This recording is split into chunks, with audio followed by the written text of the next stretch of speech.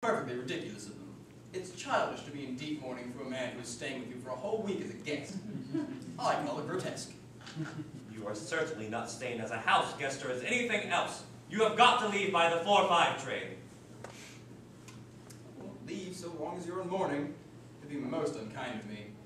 I suppose you would stay with me if I were in mourning. I would think it very rude if you didn't. Will you go if I change my clothes? Yes, if you're not too long. I've never seen anyone take so long to dress with so little result. That is better than always being overdressed as you are. If I am occasionally a little overdressed, I make up for it by being always immensely overeducated. Your vanity is ridiculous, your conduct an outrage, and your presence in my garden utterly absurd. However, you have got to leave by the 4-5 train, and I hope you have a pleasant trip back to town. And this bundering, as you call it, has not been a great success for you. Oh, but I think it has been a great success. I'm in love with Cecily, and that is everything. But I must see her before I go and make arrangements for another Bunbury. Ah, there she is. Oh, I merely came back to water the roses. I thought you were with Uncle Jack. Uncle Jack's gone to order the dog cart for me.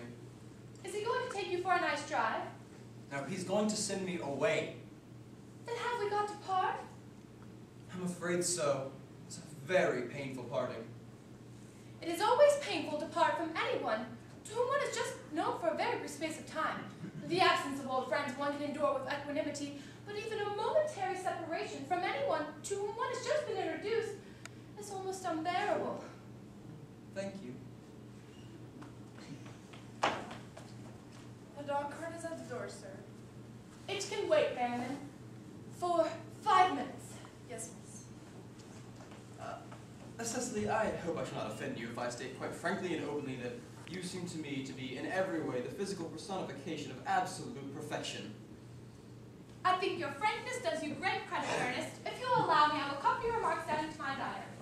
Do you really keep a diary? Oh, I'd give anything to read it. Oh, no. You see, it is simply a very young girl's own record of her own thoughts and impersonations, and consequently meant for publication. I hope that when it is in volume form, you will order a copy. But pray, Ernest, don't stop. I delight in taking down from dictation. I've reached absolute perfection. You may go on. I'm quite ready for more. Oh. Oh, Ernest, don't cough. When one is dictating, one should speak fluently and never cough. Besides, I don't know how to spell a cough. Cecily, ever since I looked upon your wonderful and incomparable beauty, I have dared to love you wildly, passionately, hopelessly, devotedly. I don't think you should say you love me wildly, passionately, hopelessly, devotedly. Hopelessly doesn't seem to make much sense, does it? Cecily? The dog cart is waiting, sir. I tell it to come round next week at the same hour. Yes, sir. Uncle Jack would be very much annoyed if he knew you were staying on till next week at the same hour. I don't care about Jack. I don't care about anyone in the whole world but you. I love you, Cecily. You will marry me, won't you? You silly boy, of course. What, we've been engaged for the last 3 months. Oh. For the last 3 months. Yes, it'll be exactly 3 months on Thursday. But how did we become engaged? Well, ever since dear Uncle Jack first mentioned to us that he had a younger brother who was very wicked and bad, you, of course, formed the chief topic of conversation between myself and Miss Prism, and a man who was much talked about was always very attractive. There must be something in him, after all. I dare say, it was foolish of me, Ernest, but I fell in love with you.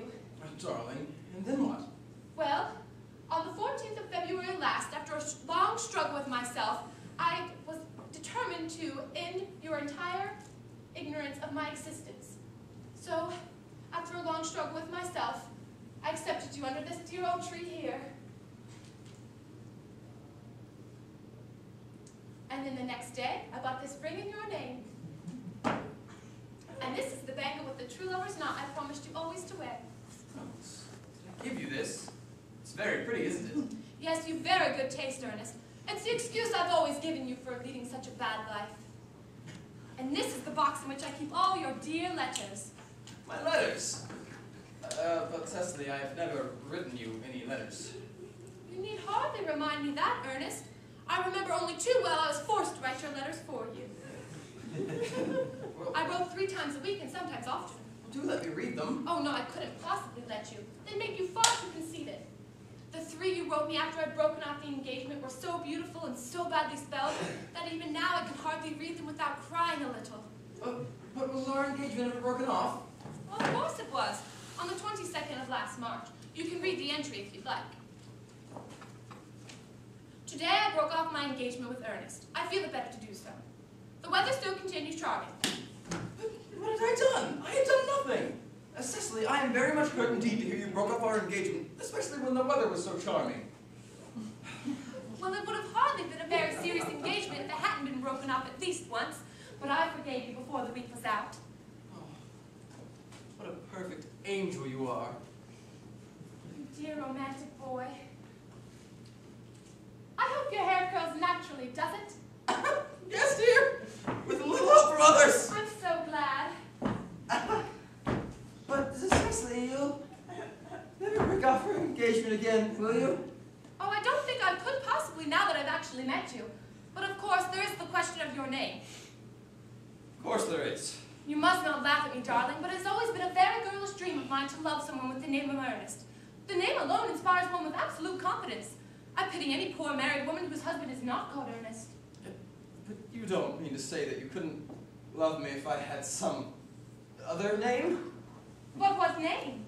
Any name you like. Algernon, for instance. Yes, Algernon.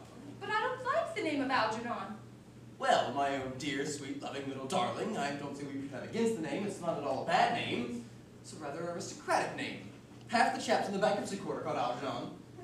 But seriously, Cecily, if my name was Algie, couldn't you love me? I might respect you, Ernest. I might admire your character. But I'm afraid I would not be able to give you my undivided attention. Cecily, you're a rector here is thoroughly experienced, I suppose, in all the rites and ceremonials of the church. Oh yes, Dr. Trospel's a most learned man. He has never written a single book, so you can imagine how much he knows. Good, I must see him at once on most important christening. On most important business. Oh. I shan't be away more than a half an hour. Considering that we have been engaged since February the 14th, and that I've only met you today for the first time, I think it is rather harsh of you to leave me for such a long time as half an hour. Couldn't you make it 20 minutes? I'll be back in no time. What an impetuous boy he is. I like his hair so much. I'm going to enter his proposal into my diary.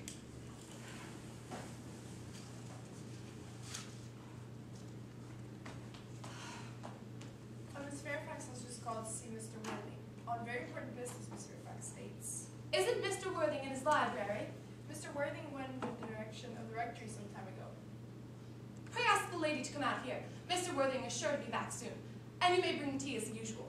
Yes, miss. Miss Fairfax, I suppose one of the many good elderly women who are involved with Uncle Jack and some of his philanthropic work in London. I don't quite like women that are involved with philanthropic work. I find it so forward of them. Miss Fairfax. Pray let me introduce myself to you. My name is Cecily Cardew. Cecily Cardew? What a very sweet name. Something tells me we are going to be great friends. I like you already more than I can say. My first impressions of people are never wrong. How nice of you to like me so much after we've known each other for such a comparatively short time. Pray sit down. I may call you Cecily, may I not? With pleasure. And you will always call me Gwendolyn, won't you? If you wish. That is all quite settled, is it not? I hope so. This might be a favorable opportunity for my mentioning who I am. My father is Lord Bracknell. I suppose you've never heard of Papa. I don't think so. Outside the family circle, Papa, I'm glad to say, is entirely unknown. I think that is quite the way it should be. The home seems to me to be the proper sphere for a man. And once a man begins to neglect his domestic duties, he becomes painfully effeminate. And I don't like that. It makes men so very unattractive. Cecily, Mamma, whose views on education are remarkably strict, has brought me up to be extremely short-sighted. So would you mind me looking at you through my glasses?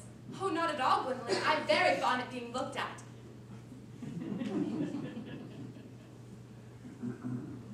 You're here on a short visit, I suppose.